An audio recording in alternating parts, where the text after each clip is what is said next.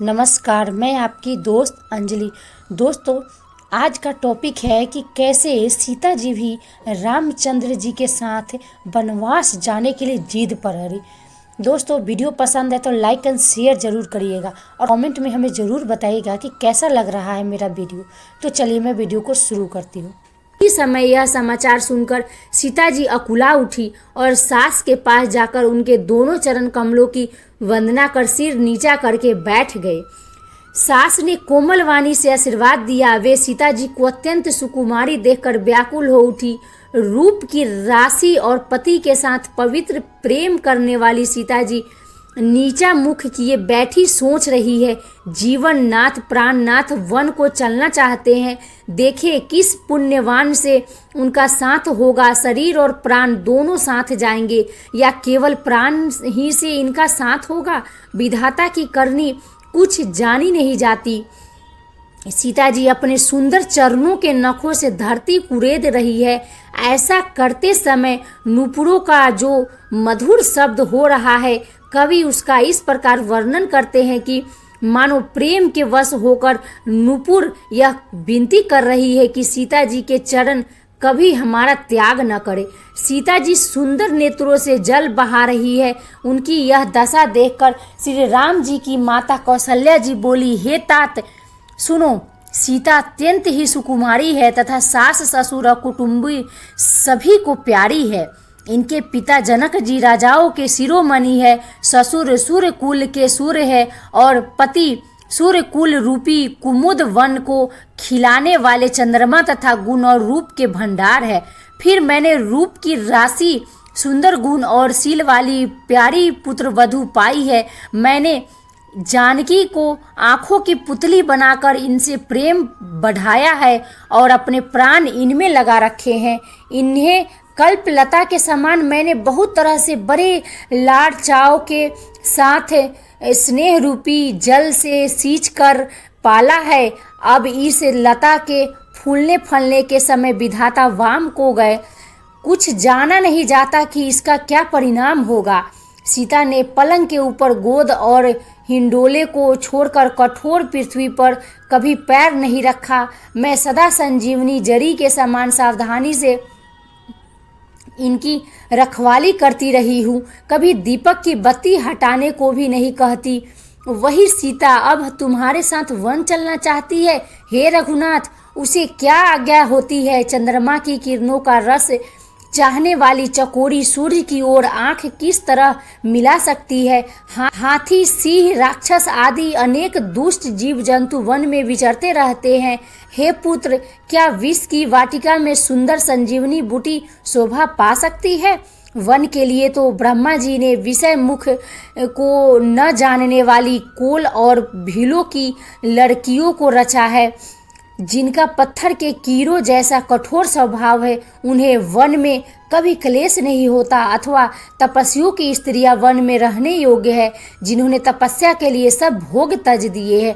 हे पुत्र, जो तस्वीर के बंदर को देखकर डर जाती है, वे सीता वन में किस तरह रह सकेगी। देव सरोवर के कमल वन में विचर करने वाली हंसनी क्या गौरैया में रहने के योग्य है। ऐसा विचार कर जैसी तुम्हारी आज्ञा हो, मैं जानकी को वैसी ही शिक्षा दूं।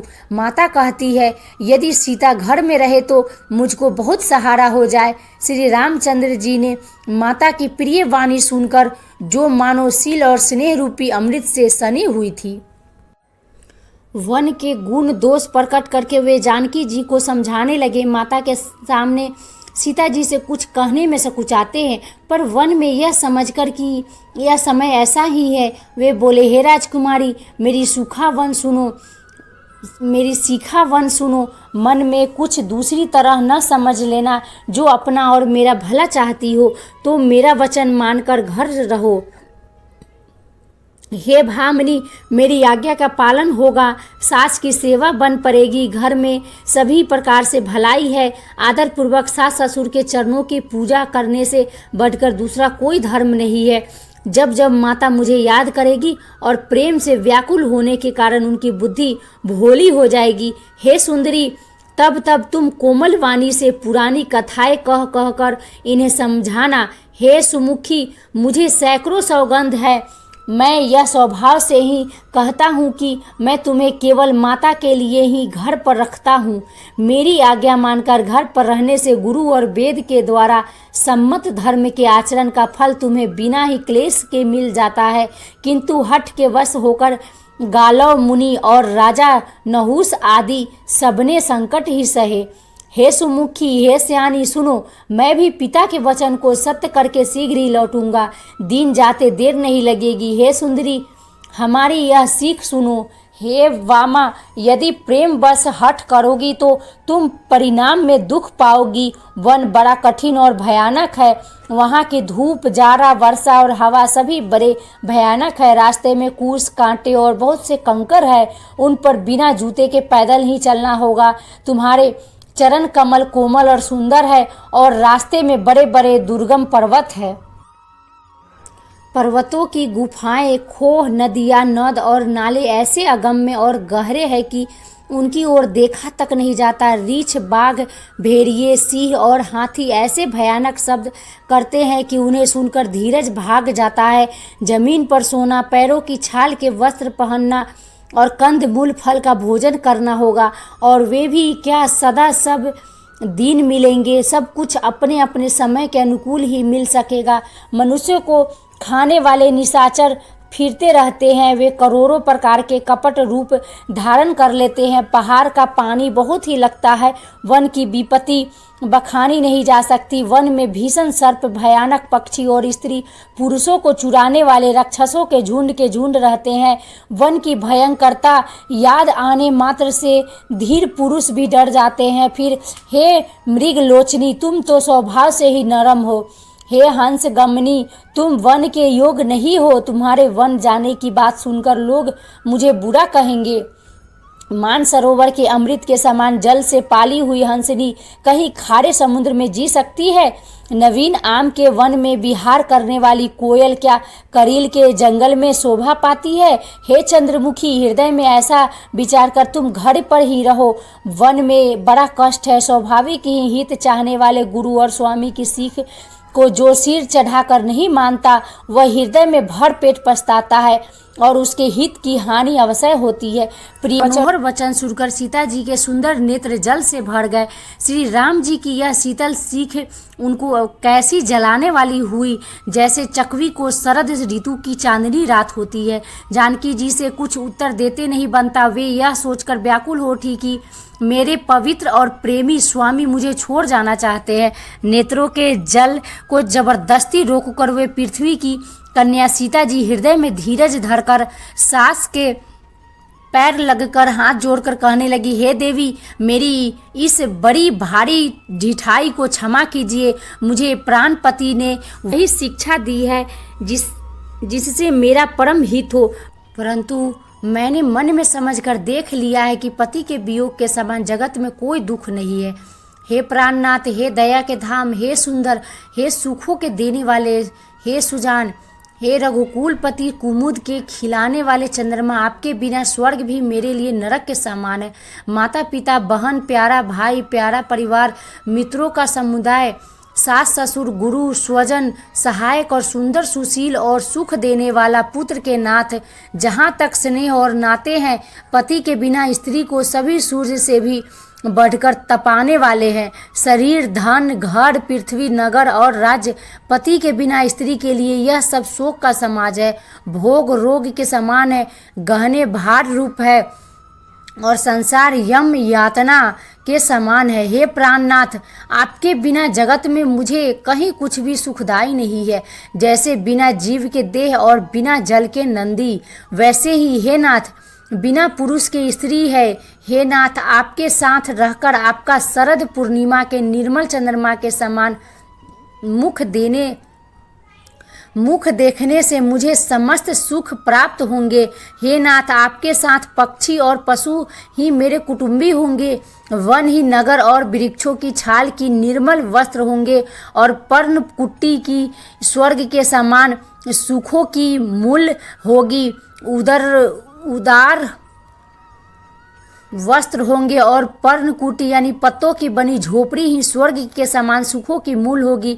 उदार हृदय के वन देवी और वन देवता ही सास ससुर के समान मेरी सार संभार करेंगे और कुसा और पत्तों की सुंदर साथरी यानी बिछौना ही प्रभु के साथ कामदेव की मनोहर तोषक के समान होगी। कंद मूल और फल ही अमृत के समान आहार होंगे और वन के पहाड़ ही अयोध्या के सैकड़ों राजमहलों के समान होंगे। क्षण क्षण में प्रभु के चरण कमलों को देख देख कर मैं ऐसी आनंदित रहूंगी जैसी दिन में चकवी रहती है। हे नाथ, आपने वन के बहुत से दुख और बहुत से भय विषाद और संताप कहे, परंतु हे कृपा निधान वे सब मिलकर भी प्रभु के वियोग से होने वाले दुख के लवलेश के समान भी नहीं हो सकते। ऐसा जी में जानकर हे सुजान शिरोमणि, आप मुझे साथ ले लीजिए, यहाँ न छोड़िए। हे स्वामी, मैं अधिक क्या विनती करूँ। आप करुणामय है और सबके हृदय के अंदर की जानने वाले हैं। हे दीन बुद्धि, हे सुंदर, हे सुख देने वाले, हे शील और प्रेम के भंडार, यदि अवधि तक मुझे अयोध्या में रखते हैं तो जान लीजिए कि मेरे प्राण नहीं रहेंगे। क्षण क्षण में आपके चरण कमलों को देखते रहने से मुझे मार्ग चलने में थकावट न होगी। हे प्रियतम, मैं सभी प्रकार से आपकी सेवा करूंगी और मार्ग चलने से होने वाली सारी थकावट को दूर कर दूंगी। आपके पैर धोकर पैरों की छाया में बैठकर मन में प्रसन्न होकर हवा करूंगी। पसीने की बूंदों सहित श्याम शरीर को देखकर प्राणपति के दर्शन करते हुए दुख के लिए मुझे अवकाश ही कहाँ रहेगा। समतल भूमि पर घास और पेड़ों के पत्ते बिछाकर यह दासी रात भर आपके चरण दबाओगी। बार बार आपकी कोमल मूर्ति को देखकर मुझको गर्म हवा भी न लगेगी। प्रभु के साथ रहते मेरी ओर आंख उठाकर देखने वाला कौन है? अर्थात कोई नहीं देख सकता। जैसे सिंह की स्त्री सिंहनी को खरगोश और सियार नहीं देख सकते, मैं सुकुमारी और नाथ वन के योग्य है। आपको तो तपस्या उचित है और मुझको विषय भोग। ऐसे कठोर वचन सुनकर भी जब मेरा हृदय न फटा तो हे प्रभु, हे तामर, प्राण आपके वियोग का भीषण दुख सहेंगे। ऐसा कहकर सीता जी बहुत ही व्याकुल हो गई। वे बचन के वियोग को भी न संभाल सकी। उनकी यह दशा देखकर श्री रघुनाथ जी ने अपने जी में जान लिया कि हठ पूर्वक इन्हें यहाँ रखने से हियानु को न रखेगी। तब कृपालु सूर्यकुल के स्वामी श्री रामचंद्र जी ने कहा कि सोच छोड़कर मेरे साथ वन को चलो। आज विषाद करने का अवसर नहीं है, पर तुरंत वन गमन की तैयारी करो। श्री रामचंद्र जी ने प्रिय वचन कहकर प्रियतमा सीता जी को समझाया। फिर आई होप ये वीडियो पसंद आई होगी। वीडियो पसंद आए तो लाइक एंड शेयर जरूर करिएगा और वीडियो में कोई भी गलती हो जाए तो प्लीज़ मुझे क्षमा कर दीजिएगा। मैं नेक्स्ट वीडियो में बताऊंगी कि कैसे लक्ष्मण जी ने वनवास जाने के लिए राम जी और सीता जी को मनाया। वीडियो देखने के लिए चैनल को ज़रूर सब्सक्राइब करें और पसंद आए तो कमेंट ज़रूर करें। तब तक के लिए जय श्री राम, जय श्री राम।